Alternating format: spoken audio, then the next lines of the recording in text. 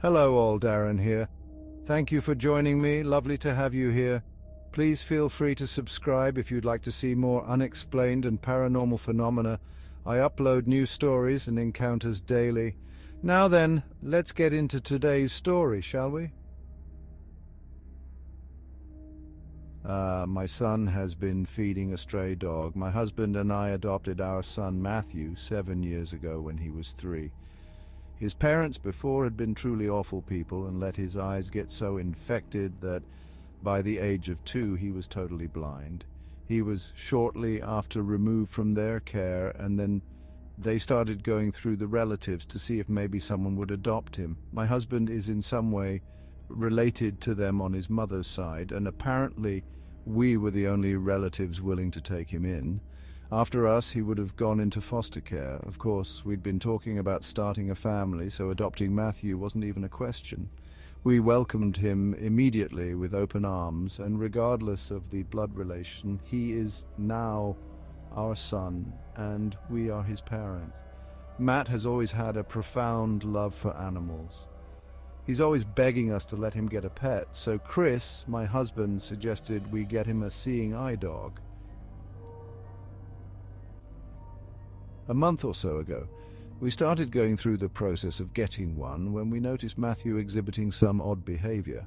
At dinner one evening, he picked at his food, barely eating a bite, before saying he was full and rushing his plate away from the table. Chris furrowed his brows and looked at me, also wondering what had gotten into our little voracious eater. "Sweetie, are you feeling okay?" I called after him. "Yeah, Dad, I'm okay. I'm just not that hungry," he responded from the kitchen. He sounded okay, but I still got up to walk in there and check up on him. I saw him kneeling in front of the open back door, setting his plate on the top step outside. "Matthew, what are you doing?" I crossed my arms as he whirled around, standing up clumsily. "He's hungry, so I had to feed him," he said quickly. "I've been feeding him because if I don't, he'll starve." Our son had found a stray dog outside one day, so he had started sneaking it food a week prior.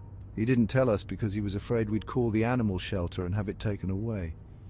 I let him leave his plate outside, but I told him we'd have to see the conditions of this dog before we decided what was going to be done.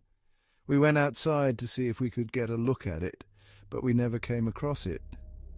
We told Matt that if we could get him to come to us, we'd let him have him, but if not, we'd get him a dog sometime down the road. He was upset at not being able to find him, but he said this was all right. Weeks went by like this. Matt would set out food, and Chris and I tried several times to find the dog, but every time we looked, he was nowhere to be found. We were convinced that he was just afraid of people because every morning the food was clean from the plate. We started asking our neighbors if they'd seen a stray dog running around, and none of them had seen it either. We found this a little strange because all our houses were pretty close together. If a dog had been in the area, we felt like at least someone other than Matt would have been around it. We finally sat down with Matt and asked him where he'd found this dog. He said he was taking the trash out one night and had heard him rustling in the bushes near the house. He said he heard him bark at him, and the dog even let him pat his head, so after that he'd started putting out food. We put Matthew to bed, and after that my husband and I sat down at the table to talk about it. "Chris, John, I don't think this is good for him. We've never heard or seen this dog, so maybe it doesn't exist. We've always known about his crazy imagination, so maybe he wanted a dog so badly he made one up," Chris said in a low voice, just in case Matthew was still awake in the room next to us. "I guess you could be right," I sighed. "But the food keeps disappearing. Something is eating it, Chris, and maybe the raccoons are getting it then. But I don't think we should keep letting Matt feed it. Whatever it is," he added fretfully. Chris was worried about Matt, and I was too. So I agreed it was time to tell Matthew he couldn't feed the dog anymore. The next morning, Chris and I sat him down in the living room and told him that he was no longer allowed to feed this dog. His eyes widened and he started becoming visibly panicked.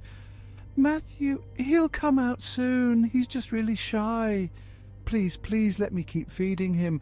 Matthew, there is no dog. No one in the neighborhood has seen him, and your dad and I think it's just raccoons eating the food.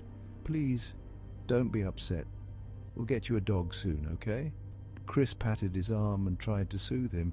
It hurt us a lot to see him that upset, but we stayed firm and made sure he knew that he was in no way allowed to put food out anymore. He insisted that the dog was real, but in the end he agreed to stop feeding him, and I took him to school before heading into work. A few days went by without trouble. Chris and I finally found a dog that was still in training, and we'd get him in a few weeks. We were planning on surprising Matthew with it when the dog was ready to come home.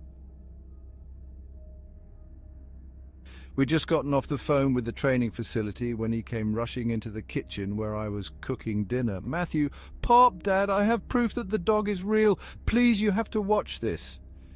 In his hands, he was holding a small camera we'd gotten him for his birthday. Chris and I exchanged the uneasy glances.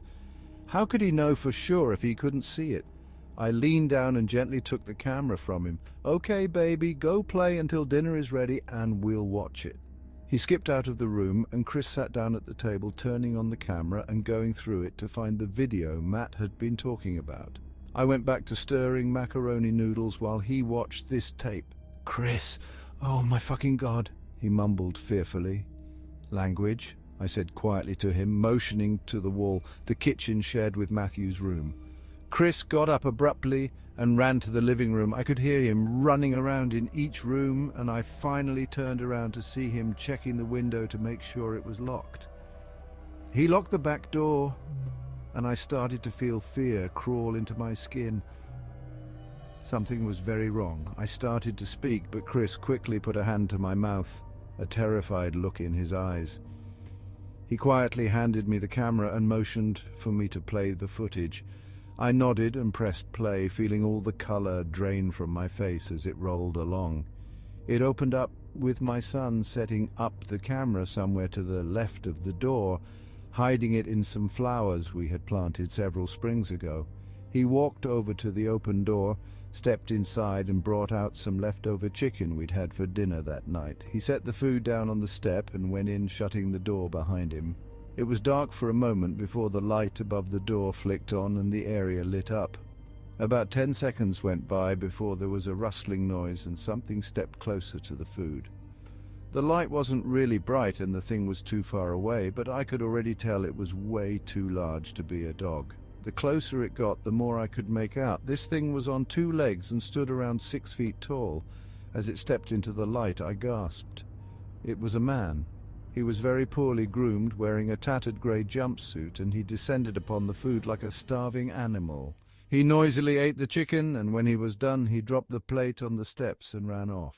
I started shaking, and it felt like someone was gripping my heart painfully. Chris was already on the phone with police before I could do anything but numbly sit down and wonder how he could have been there this whole time and us not have known. The police found him the following day after Matt again set out food for him. He was an escaped convict that had made it several states away on foot. When he turned up in our neighborhood, he'd been on the run for about 6.5 months. He'd escaped prison by jumping a guard and stealing their key card before leaving the premises on foot. The police told us he had been serving his sentence for forgery and counterfeit. When he found our house and realized Matthew was blind, he pretended to be a dog so he would keep getting fed. Apparently he had no intention of ever harming our son, but that didn't make us feel much better. This past month has been the start of us settling back down. Matthew finally got his service dog, and they never leave each other's side. Chris and I feel much better about that because we know he'll protect our boy.